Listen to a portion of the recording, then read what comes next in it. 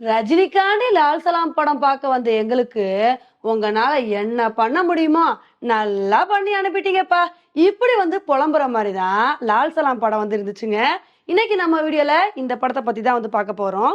இந்த படத்தோட கதை எப்படி ஆரம்பமாகுதுன்னா, ரெண்டு கிரிக்கெட் டீம் இருக்காங்க. 3 ஸ்டார் அப்படின்ற ஒரு கிரிக்கெட் டீம் இருக்காங்க. எம்சிசி அப்படின்ற டீம் வந்திருக்காங்க. எம்சிசில முக்கியமான பிளேயரா விஷ்ணு விஷால் வந்திருக்காரு. இவங்க ரெண்டு பேரும் அப்பப்போ கிரிக்கெட் மேட்ச் விளையாடுறாங்க. இதுல எம்சிசி டீம் தாங்க பயங்கர ஸ்ட்ராங்கா வந்திருக்காங்க. இவங்கள ஒரு தடவை கூட இந்த 3 ஸ்டார் டீம்னால ஜெயிக்கவே முடியல. இதனால அவங்க என்ன பண்றாங்கன்னா, என்னப்பா நம்மளும் என்னென்னமோ பண்ணி பாக்குறோம், ஒரு தடவை கூட நம்மளால ஜெயிக்க முடியல. அதனால நம்ம மும்பைல இருக்க நம்ம ஃப்ரெண்டை கூப்பிடுறோம் அப்படின்னு சொல்லிட்டு விக்ராந்த ரஜினி அவர்களுக்கு மகனா இருக்கிற விக்ராந்த இந்த கிரிக்கெட் மேட்ச் விளையாடுறதுக்காண்டி கூப்பிடுறாங்க. ஏன்னா அவர் பெரிய பிளேயரா வந்திருக்காரு. ரஞ்சியில கூட செலக்ட் ஆகக்கூடிய பெரிய பிளேயரா வந்திருக்காரு. அவரை கூப்பிட்டு இவங்க ரெண்டு பேரும் மேட்ச் விளையாடுறாங்க.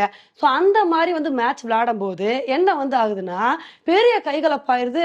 ரெண்டு டீமும் பயங்கரமா அடிதடி சண்டையில இறங்கிடுறாங்க. ஸோ இந்த ஒரு சண்டை வன்முறையில போய் முடிஞ்சிருது. இதனால மும்பைல இருந்து வந்த விக்ராந்துக்கு மிகப்பெரிய இழப்பு ஒண்ணு ஏற்படுதுங்க. இந்த ஒரு சண்டைக்கு அப்புறம் விஷ்ணு விஷால் ஜெயிலுக்கு போக வேண்டிய சூழ்நிலை கூட வந்துருது. அதுக்கப்புறம் அவர் ஜெயில இருந்து ஒரு கோயில்ல தேர் திருவிழா நடத்தணும்னு நினைக்கிறாரு. ஆனா அந்த தேர் திருவிழா நடத்துறதுக்கு முன்னாடி நிறைய பிரச்சனைகள் வருது. இந்த பிரச்சனைகள் எல்லாத்தையுமே சமாளிச்சு அவர் தேர் திருவிழா நடத்துறாரா, அதே சமயத்துல அவர் ஜெயில இருந்து வரும்போது விக்ராந்த் கேங் அவரை பழி வாங்கணும்னு நினைக்கிறாங்களா அப்படின்றதுதான் இந்த படத்தோட மீதி கதையா வந்திருக்குங்க. இந்த படத்தோட கதையை பத்தி சொல்லும் போது கதை சூப்பரா இருக்கேப்பா, அப்ப கண்டிப்பா படமும் வேற லெவல்ல இருக்கும் அப்படின்னு நீங்க நினைக்கலாம். இதே மாதிரிதாங்க நாங்களும் நினைச்சு போய் இந்த படத்தை பார்க்க உட்காந்தோம். ஆனா இந்த படத்துல ஸ்டோரி லைன் அந்த அளவுக்கு ஸ்ட்ராங்கா இருந்த மாதிரி ஸ்கிரீன் பிளே ஸ்ட்ராங்கா இல்லாதனால ஃபர்ஸ்ட் ஹாஃப் செகண்ட் ஹாஃப் ரெண்டுமே பயங்கர லேக் தாங்க. ஏன்னா படம் பார்க்கும்போது திடுதுப்புன்னு இங்க காட்டுறாங்க அங்க காட்டுறாங்க, நிறைய சீன்ஸ் மூவ் ஆகுது, அப்படியே கொலாப்ஸ் ஆகிற மாதிரி இருக்கு. இதை சொல்லும் போது ஒரு சில பேர் நினைக்கலாம், சரிப்பா படத்துல ஃபர்ஸ்ட் ஹாஃப் செகண்ட் ஹாஃப் ரெண்டுமே விளங்கலைன்னா அப்ப என்னதான் படத்துல நல்லா இருந்துச்சு அப்படின்னு கேட்கலாம். இந்த படத்துக்கு பாசிட்டிவா அமைஞ்ச விஷயமே கிளைமேக்ஸ் தாங்க.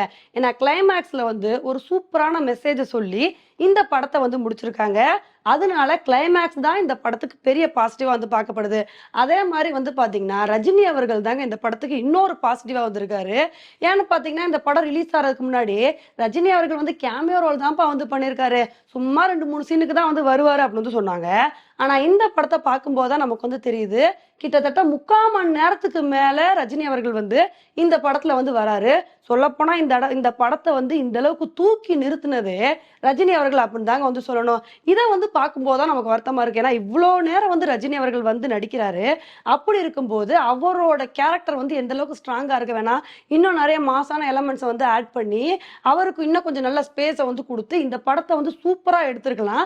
அந்த மாதிரி எடுத்திருந்தாங்க அப்படின்னா கண்டிப்பா இது தமிழ் சினிமால ஒன் ஆஃப் தி பெஸ்ட் பிலிமா இருந்திருக்கும். இந்த விஷயத்துலதான் டைரக்டர் ஐஸ்வர்யா அவர்கள் கொஞ்சம் கோட்டை விட்டுட்டாங்களோன்னு தோணுதுங்க.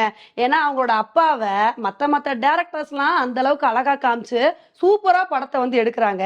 அப்படி இருக்கும்போது சொந்த அப்பா வச்சு எப்படி எல்லாம் படம் எடுத்திருக்க வேணாம். இந்த விஷயத்துல ஐஸ்வர்யா அவர்கள் கொஞ்சம் கான்சென்ட்ரேட் பண்ணி இன்னும் படத்தை நல்லா எடுத்துக்கலாமோ அப்படின்னு சொல்லிட்டு நமக்கு தோணுது. ஓகே ஃப்ரெண்ட்ஸ், நீங்க இந்த லால் சலாம் படத்தை பார்த்திருந்தீங்க அப்படின்னா இந்த படம் எப்படி இருந்துச்சு அப்படின்ற உங்களோட கருத்தை என்னோட கமெண்ட் செக்ஷன்ல போடுங்க. இதே மாதிரி இன்னொடையில உங்களை மீட் பண்றேன். Bye friends.